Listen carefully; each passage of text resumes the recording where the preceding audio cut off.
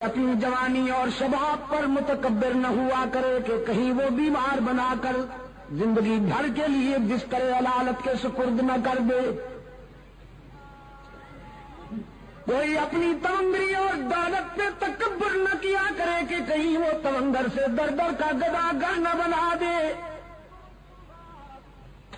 قرآن کہتا ہے مالک الملک تؤتی الملک من تشاء وتنزع الملك ممن تشاء وتعز من تشاء وتذل من تشاء بيدك الخير إنك على كل شيء قدير۔ وہی ہے مختار کل، جسے چاہتا ہے بلند کرتا ہے، جسے چاہتا ہے پیوند زمین کرتا ہے۔ اور پھر حضرت سعد رضی اللہ تعالی عنہ نے فوجی ترنگ اور فوجی مستی میں یہ سلوگن بلند کیا یوم یوم الملحمہ، ہمیں ستانے والوں تیار ہو جاؤ، آج ستائے جاؤ گے۔ کل تمہارے ہاتھ میں تلوار تھی، ہماری گردنیں ہوا کرتی تھیں، آج محمد کے رضاکار آ گئے ہیں 10,000۔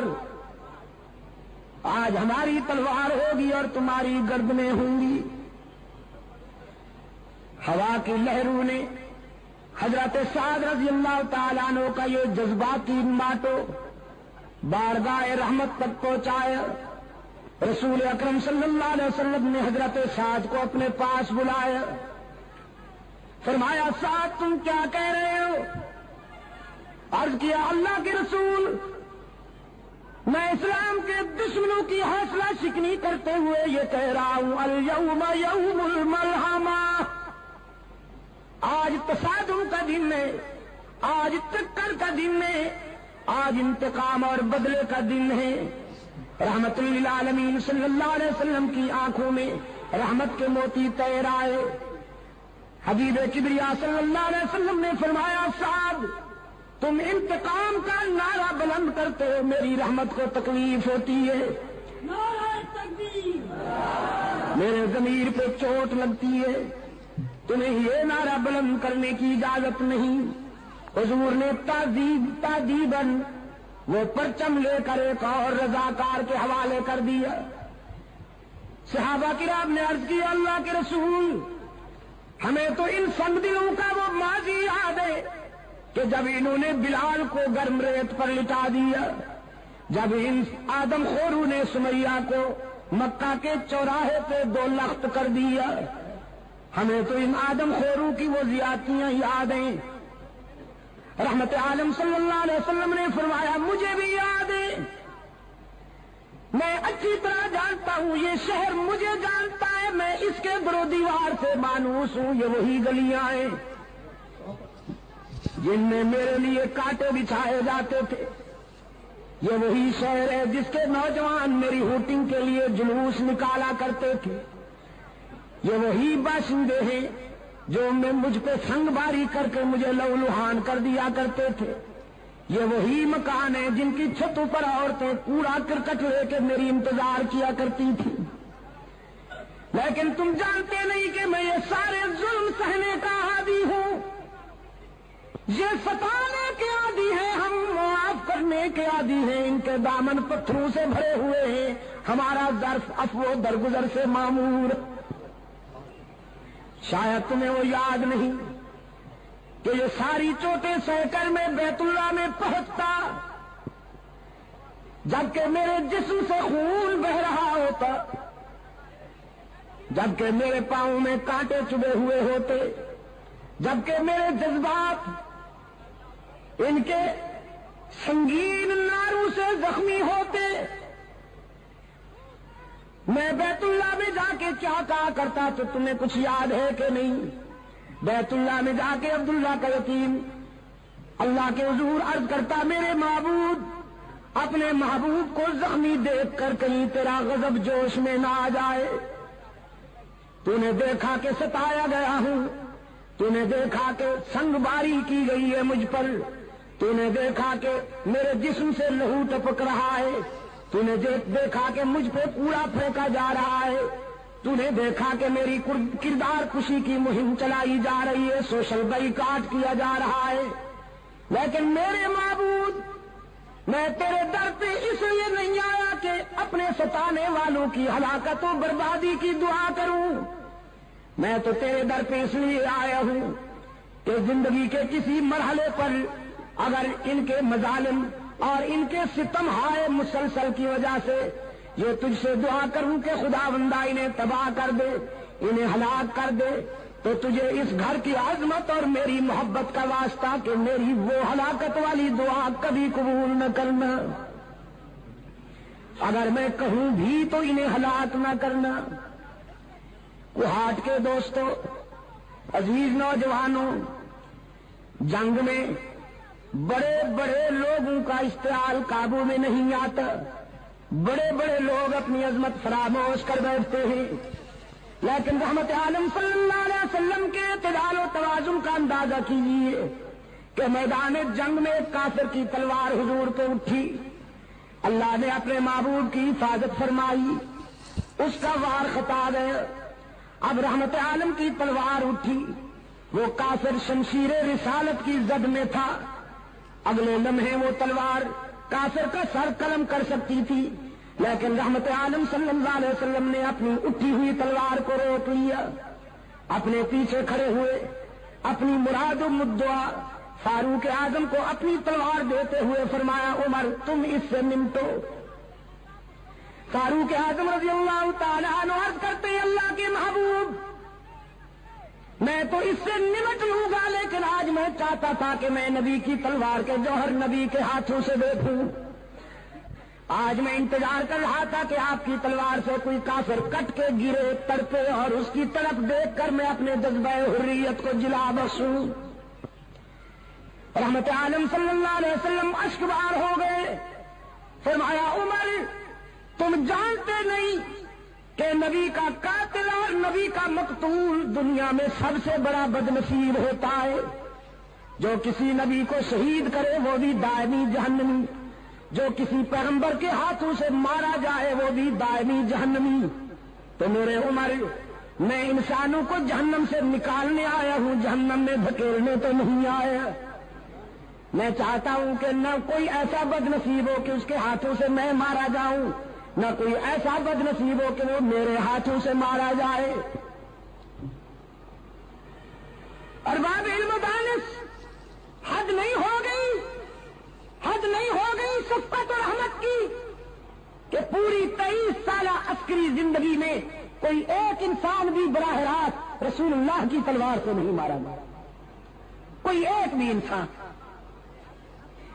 میرے آقا نے اپنے رضاکاروں سے فرمایا یہ نعرہ بلند کرنے کی اجازت نہیں، آج میں ان کے لیے وہی جذبات لایا ہوں جو میرے بھائی کے حضرت یوسف کے جذبات کے کنویں میں ڈالنے والے مہربانوں کے لیے، آج میں بھی ان کے لیے وہی کہتا ہوں جو میرے بھائی یوسف نے کہا، لا تثریب علیکم اليوم،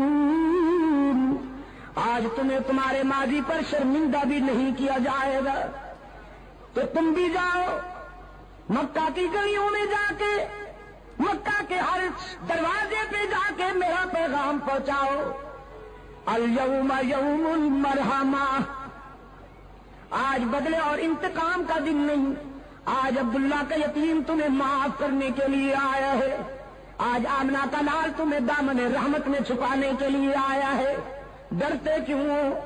تم نے اپنے دروازے بند کر لیے ہیں، شہر چھوڑ رہے ہو، تمہارے جسم پر لرزہ طاری ہے، ذرا باہر آ کے دیکھو، آج مکے میں فاتح بن کے آنے والا کوئی مادہ پرست شہنشاہ نہیں، آج فاتح بن کے آنے والا محبوب کبریا ہے۔ وہ انتقام کے جذبات نہیں لایا، وہ درگزر کے جذبات لایا ہے۔ رسول اکرم صلی اللہ علیہ وسلم نے اپنے غلاموں سے فرمایا، جا کے بچوں سے کہہ دو ڈرنے کی ضرورت نہیں، محمد عربی تمہیں یتیم بنانے نہیں آیا، جا کے بیٹیوں سے کہہ دو میری بیٹیوں ڈرو نہیں، تمہاری آبرو پہ کوئی شبخون نہیں مارے گا، جا کے ماؤں سے کہہ دو تمہاری مانتا نہیں لوٹی جائے گی، جا کے بہنوں سے کہہ دو تمہارے سروں سے دوپٹے نہیں اتارے جائیں گے۔ رحمت عالم صلی اللہ علیہ وسلم دختر انسانیت کے سر سے دوپٹے اتارنے نہیں آیا، اترتے ہوئے دوپٹوں کو سنبھالنے کے لیے آیا ہے۔ کیوں کوہاٹ کے روشن ضمیروں، رسول اللہ صلی اللہ علیہ وسلم کے انقلاب نے دختر انسانی کے سر سے دوپٹے اتارے ہیں کہ اترتے ہوئے دوپٹوں کو سنبھالا ہے؟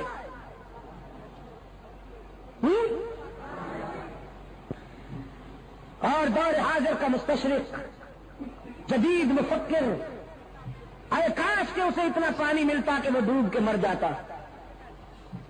جب وہ اسلام پر اعتراض کرتے ہوئے یہ کہتا ہے کہ اسلام نے تو میدان جہاد میں، میدان جنگ میں انسانوں کا خون بہایا، عورتوں کی بے حرمتی کی، لیکن وہ خود دیکھے کہ انہوں نے عورت کو کیا مقام دیا ہوا ہے۔ مغربی سوسائٹی کی عورت کھلونا بن کے رہ گئی ہے، اس کو عورت کہتے ہوئے بھی حیا آتی ہے، لیکن رحمت للعالمین صلی اللہ علیہ وسلم کے انقلاب نے عورت کو یہ مقام عطا فرمایا۔ حضور نے فرمایا عورت بیٹی ہوتی ہے، بہن ہوتی ہے، بیوی ہوتی ہے اور ماں ہوتی ہے، ڈانسر نہیں ہوتی۔ اور جب ڈانسر بن جاتی ہے تو وہ عورت نہیں رہتی، پھر غلاظت کا مجسمہ ہو جاتی ہے، پھر وہ بدبو کا ٹینک ہوتی ہے، دنیا کی بدترین شے بن جاتی ہے۔ یہ چار مقدس رشتے ہیں عورت کی فطرت میں، بیٹی، بہن، بیوی اور ماں۔ رحمت عالم صلی اللہ علیہ وسلم نے فرمایا عورت جب بیٹی ہوتی ہے تو اس کے سر پہ عفت کی چادر ہوتی ہے،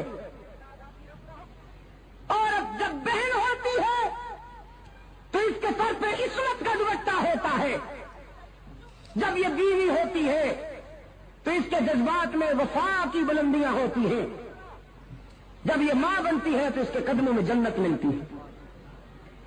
مشرق و مغرب کے مفکرین کی تعلیمات میں آپ کو اس مظلوم جنس کے لیے یہ احسان کہیں نہیں ملے گا، یہ معیار کہیں نہیں ملے گا۔ میرے عزیز دوستوں، انقلاب رحمت، رسول اللہ کے انقلاب رحمت نے دوپٹے سنبھالے ہیں۔ ایک مشرق کی بیٹی، خود بھی مشرقہ، بنت مشرق،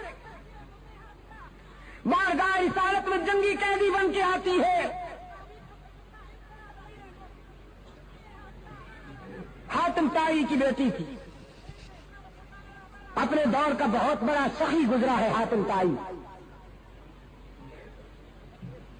ایک مرتبہ شہید کربلا حضرت حسین رضی اللہ تعالی عنہ نے فرزند حاتم سے کہا جب وہ مسلمان ہو چکا تھا کہ میں نے سنا ہے تیرا باپ بہت سخی تھا۔ حاتم کا بیٹا کہنے لگا حسین واقعی سخی تھا، میرا احترام کر، میں بڑے سخی باپ کا بیٹا ہوں۔ حضرت حسین مسکرائے اور فرمانے لگے میرا بھی احترام کر، میں بڑے سخی نانے کا نواسا ہوں۔ حاتم کا بیٹا کہنے لگا حسین میرا باپ اتنا سخی تھا کہ اس کے گھر کے 10 دروازے تھے اور مانگنے والے کو ہر دروازے سے کچھ نہ کچھ مل جایا کرتا تھا۔ حضرت حسین رضی اللہ تعالیٰ عنہ فاتحانہ انداز میں مسکرائے اور فرمانے لگے تیرے باپ کے گھر میں دروازے تو 10 تھے لیکن تھے اتنے کمزور کہ سوالی کو ایک دروازے کے بعد دوسرے دروازے کی ضرورت پڑتی تھی، پھر تیسرے پہ جانا پڑتا تھا، پھر چوتھے، پانچویں، چھٹے، ساتویں، آٹھویں، نویں اور 10ویں دروازے کی ضرورت پڑتی تھی۔ میرے نانے کے در پہ جو سوالی جاتا میرے نانا تو اس کو ایک در پہ پہنچا دیتے اور وہ دروازہ اتنا مکمل بھرپور تھا کہ جس سوالی کو وہ در مل جاتا تھا پھر زندگی بھر کے لیے کسی دوسرے دروازے کی حاجت ہی نہیں رہا کرتی تھی۔ وہ در بڑا مکمل ہے اور وہ انسان بڑا خوش نصیب ہے جسے وہ در میسر آ جائے. اقبال اسی لیے کہتا ہے کہ وہی سجدہ ہے لائق اہتمام کہ ہے جس سے ہر سجدہ تجھ پر حرام. تو میں عرض یہ کر رہا تھا کہ وہ بنت حاتم رسول اللہ صلی اللہ علیہ وسلم کی خدمت میں حاضر ہوتی ہے. اس کے سر پہ چادر نہیں. رسول اللہ صلی اللہ علیہ وسلم نے اپنی چادر ایک رضاکار کو دیتے ہوئے فرمایا کہ جاؤ اس بچی کے سر پہ چادر ڈال دو. رضاکاروں نے عرض کیا اللہ کے رسول مشرکہ ہے. اس کا باپ سخی تو تھا لیکن مشرک تھا, دشمن کی بیٹی ہے, تو ہم آپ کی مقدس چادر ایک کافرہ عورت اور دشمن کی بیٹی کے سر پہ ڈالیں. رحمت عالم نے فرمایا بیٹی بیٹی ہوتی ہے, دوست کی ہو یا دشمن کی.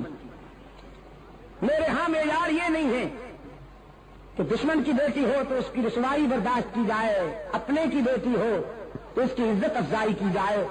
میرے ہاں معیار یہ ہے کہ جس طرح میں اپنی بیٹی کے لیے چاہتا ہوں کہ اس کا سر کبھی برہنا نہ ہو, میری رحمت کا تقاضا ہے کہ میرے دشمن کی بیٹی کا سر بھی کبھی برہنا نہ ہو. سرکار دو عالم صلی اللہ علیہ وسلم کی چادر اس بچی کے سر تک پہنچی. رضاکاران مصطفیٰ نے وہ چادر جا کے اس کے سر پہ ڈالی ہے تو روتی ہوئی رسول اللہ کی خدمت میں حاضر ہوئی. اللہ کے رسول صلی اللہ علیہ وسلم نے فرمایا بیٹی میں نے سنا ہے کہ تیرا باپ بڑا سخی تھا, تو آج میں تیرے باپ کی نیک نامی کی وجہ سے تجھے آزاد کرتا ہوں. جاؤ تم آزاد.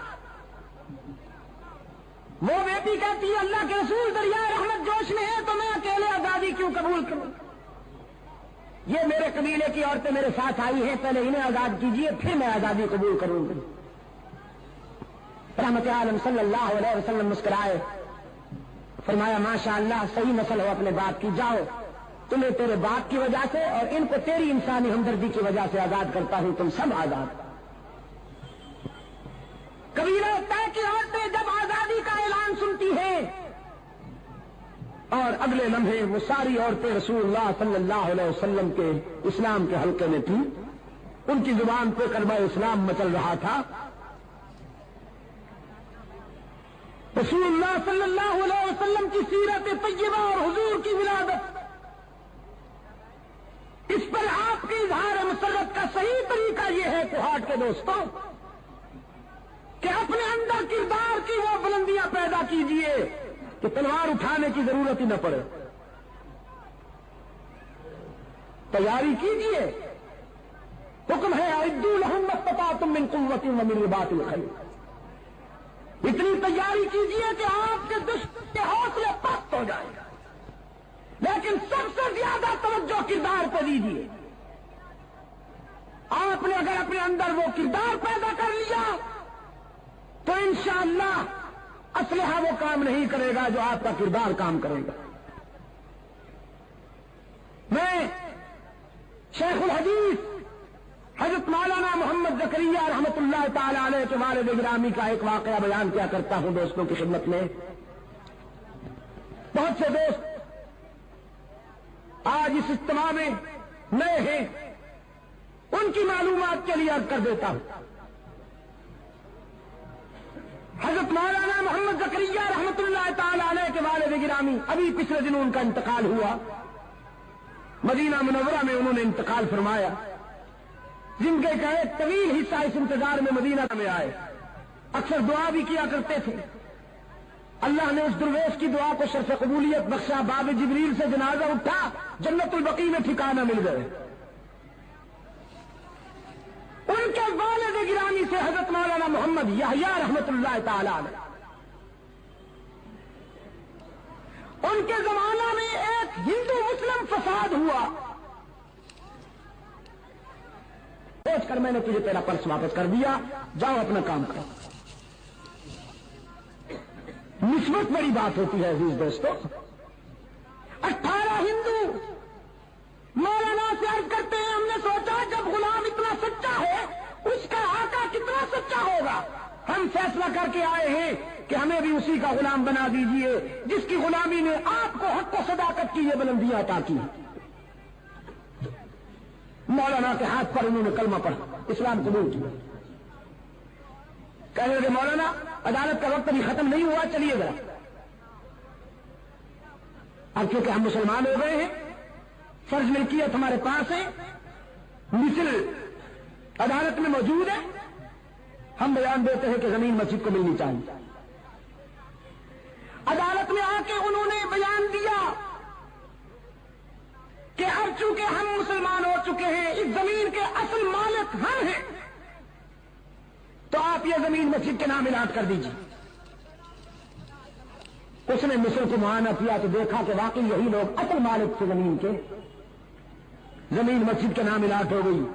مولانا محمد یحییٰ رحمۃ اللہ علیہ سنجیدگی کے ساتھ باہر آئے اور اپنے جذباتی سر پھرے دوستوں سے فرمانے لگے یحییٰ نے جھوٹ نہیں بولا تو یحییٰ کے خدا نے یحییٰ کا دین بھی بچا لیا، زمین بھی عطا کر دی.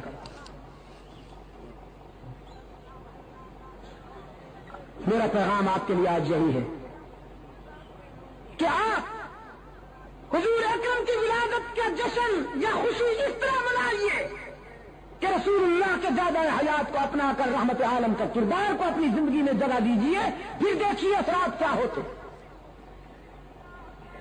آج اسرائیل کا یہودی، روس کا دہریہ، مغرب کا آدم خور، گوری چمڑی والا سیاہ دل بھیڑیا یہ سمجھتا ہے کہ مسلمان فقط نام کے رہ گئے ہیں. اب ان کو مٹانا کوئی بڑی بات نہیں. یہ نعرے تو خوب لگاتے ہیں، جھنڈیاں بھی خوب لہراتے ہیں، چراغاں بھی خوب کرتے ہیں، لیکن عملی زندگی کے کسی گوشے پر